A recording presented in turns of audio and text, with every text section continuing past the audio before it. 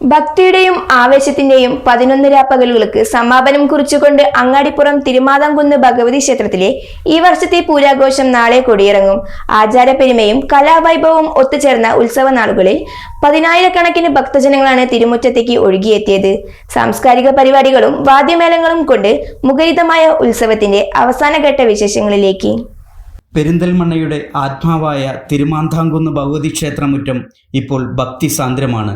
11 ദിവസത്തെ ഉത്സവ ചടങ്ങുകൾ അവസാന ഘട്ടത്തിലേക്ക് കടക്കുമ്പോൾ നാടും നഗരവും ഭഗവതി സന്നിധിയിലേക്ക് ഒത്തുകൂടുകയാണ്. പുലർച്ചെ 5 മണിക്ക് നട തുറന്നത് മുതൽ ആരംഭിക്കുന്ന പ്രത്യേക പൂജകളും വഴിപാടുകളും ഉത്സവത്തിന്റെ ഓരോ ദിനത്തെയും ധന്യമാക്കുന്നു. ശിവേലിയും ചാക്യാർകൂത്തും ഉൾപ്പെടെയുള്ള പൗരാണികമായ ആചാര ചടങ്ങുകൾക്ക് വലിയ പ്രാധാന്യമാണ് ഉത്സവകാലത്ത് നൽകി വരുന്നത്.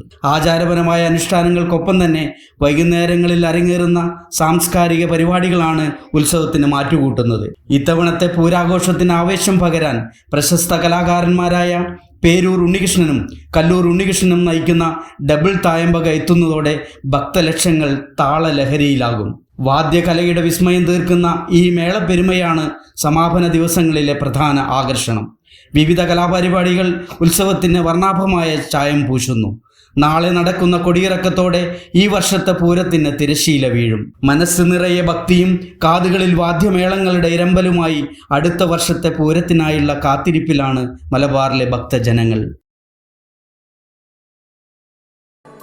അച്ഛൻ ഭയങ്കര ആലോചനയിലാണല്ലോ. നിന്റെ അമ്മയെ ഞാൻ കല്യാണം കഴിച്ചതിന് ശേഷം ആദ്യമായിട്ട് വാങ്ങിക്കൊടുത്ത സമ്മാനമാണിത്. കാലെത്ര കഴിഞ്ഞാലും ആ ഓർമ്മകളുടെ തിളക്കത്തിന് ഒരു മാറ്റവും വരില്ല. ഇതെങ്ങനെയുണ്ട് അച്ഛാ? നീ ഇത് എവിടുന്നാ വാങ്ങിച്ചത് മോനെ? അച്ഛൻ അമ്മയ്ക്ക് ആദ്യമായി സമ്മാനം വാങ്ങി അവിടെ നിന്ന്. രഞ്ജിഷ് ഹി സഹി. Celebration of 39 golden years. ആഭരണങ്ങൾ ആഘോഷമാകട്ടെ. MA sons gold and diamonds, ചർപ്പളശ്ശേരി.